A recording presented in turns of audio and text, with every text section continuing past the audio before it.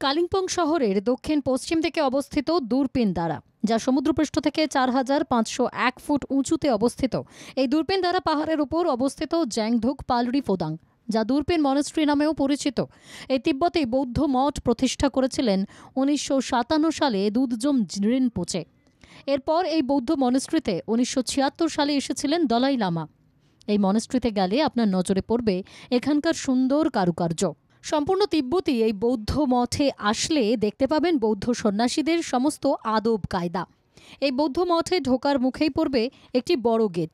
তারপর গেট পেরিয়ে কিছুটা গিয়ে সিঁড়ি দিয়ে ১ পা ২ পা করে উঠেই দেখতে পাবেন মঠের মূল কাঠামোর ভেতরে রয়েছে বিশাল বড় বুদ্ধের এক মূর্তি।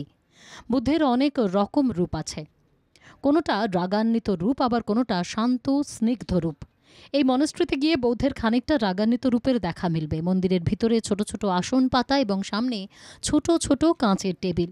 প্রার্থনার সময় বৌদ্ধ সন্ন্যাসীরা এখানে বসে প্রার্থনা করেন, আর সেই দৃশ্য একবার দেখলে আপনার মন একেবারে শান্ত হয়ে উঠবে। এই বৌদ্ধ মন্দিরে যেমন প্রার্থনা কক্ষ আছে, তেমনি আরও কিছু কক্ষ আছে বৌদ্ধ সন্ন্যাসীদের জন্য। বৌদ্ধ মঠের একদম শুরুতেই রয়েছে অসংখ্য প্রার্থনা চক্র, যে চক্র ঘোরাতে ঘোরাতেই আপনি নিজের মনের ইচ্ছে বুদ্ধকে সরাসরি জানাতে পারবেন। এই মঠের ভিতরে ১০৮টি তিব্বতী ধর্মগ্রন্থ নিরাপদে সংরক্ষিত রয়েছে। কালিম্পং আসলে অবশ্যই ঘুরে নিতে পারেন এই বৌদ্ধ মনেস্ট্রিও। এবার ভাবছেন কিভাবে যাবেন? ট্রেনে করে এনজেপি পৌঁছে সেখান থেকে শেয়ারে গাড়ি ভাড়া করে কালিম্পং শহরে পৌঁছে যান।